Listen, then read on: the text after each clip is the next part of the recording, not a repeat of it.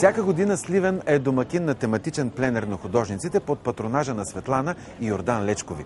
Темата на този е флората и фауната на Сливенския край.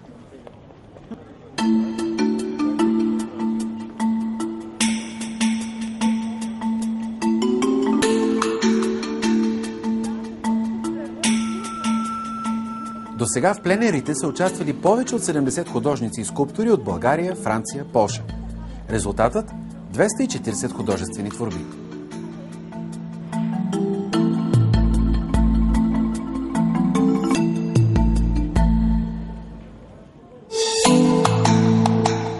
В Сливен поколения галеристи и художници са събирали истинско съкровище, което изкушава дори непристрастения към картините турист.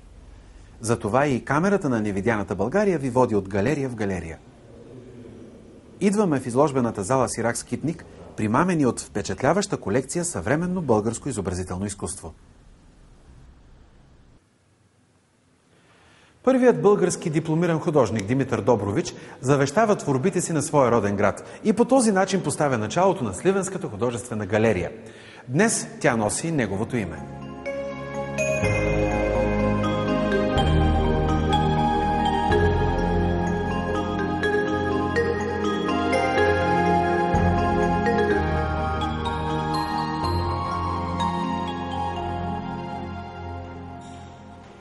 Ако се интересувате от християнско изкуство, в зала Сирак Скитник ще намерите изключителна сбирка от Сливенския регион. Богатата експозиция е резултат от сътрудничеството между художествената галерия Димитър Добрович и Сливенската митрополия. Представете ли си колко църкви трябва да избродите, за да видите толкова много и различни творби на иконописци, рисували през вековете? Спасени, събрани тук, чудесно експонирани, икони и църковна утвар ви очакват, за да ви дарят едно наситено докосване до българското християнско изкуство.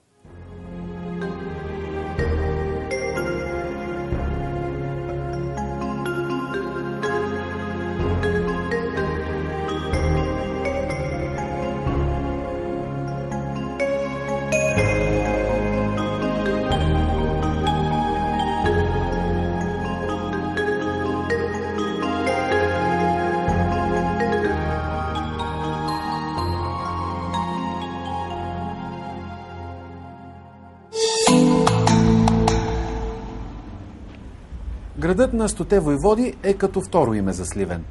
Но войводата, който предизвиква най-силна гордост сред хората тук, е Хаджи Димитър. Родната му къща е превърната в музей и всеки минувач с гордост ще ви опъти към това място за преклонение в старинния сливенски квартал Клуцохор. За да стигнем до къщата на големия революционер, минаваме през кълдаръмения двор на бащиния му хан. Родът Асенови строи този дом в края на 18 век. В малката къща е възстановен интериорът от детството на Димитър, който става хаджия едва на 2 години.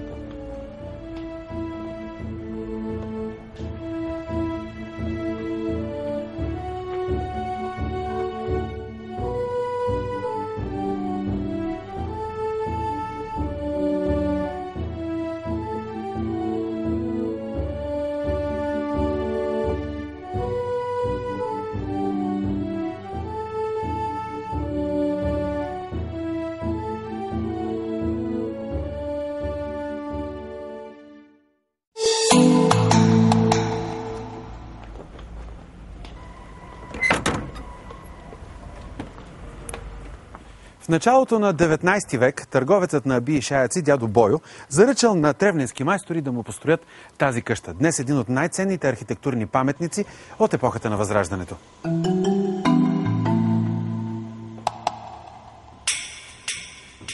Музеят на сливенския бит е разположен в 2 къщи. Дядо Бойовата, известна още като къщата на Патко Олу, е в дъното на обширен двор. Под дългия навес любопитните могат да видят стопански инвентар от онова време.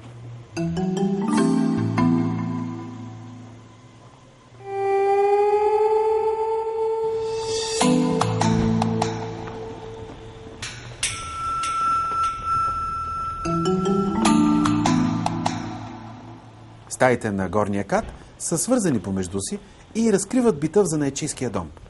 От чердака най-добре се виждат орнаментите, вплетени в настилката на двора. Не просто кълдъръм, а произведение на изкуството. През Комшулука, портичката на добросъседството, отиваме в другата част на музея – Арнауткината къща. Тук ще се убедите, че европейското влияние в бита на българите от 19 век не е спряло на брега на Дунава.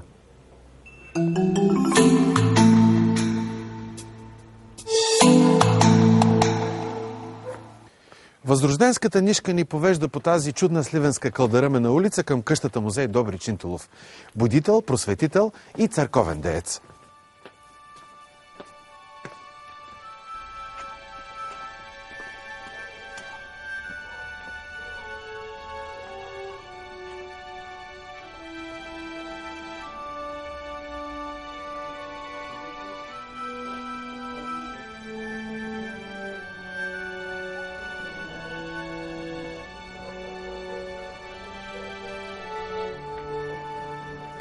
Ето тук е скърцало перото на големия поет на бунта. От тук е звучала тръбата на огнените му песни, които, като се замислиш, са актуални и днес.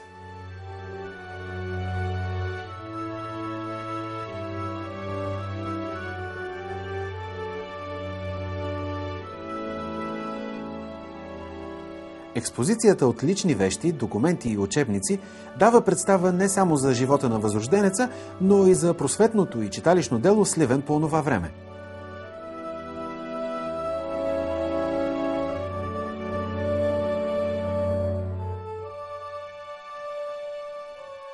В тази зала на музея се извършва един особен ритуал. Ритуалът по вписване името на носителя на годишната награда за литература и изкуство Добри Чинтулов.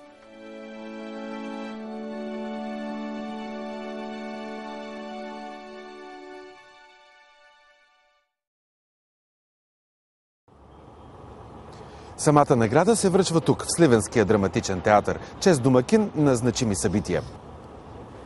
На сцената на тази модерна сграда са написани не една и две страници от историята на съвременния български театър.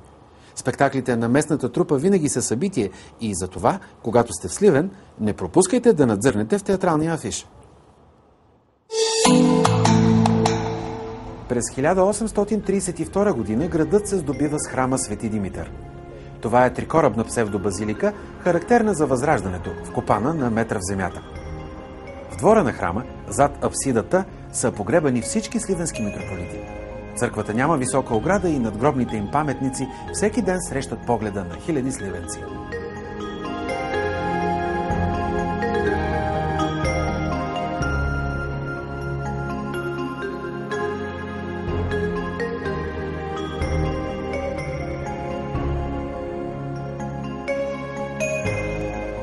Строежът и украсата на църквата са дело на майстори от Бациговската строителна школа. Изкусни строители, оставили трайни следи в архитектурата по балканските земи. И тук, за кой ли път в невидяната България, се прекланяме пред гения на възрожденските майстори.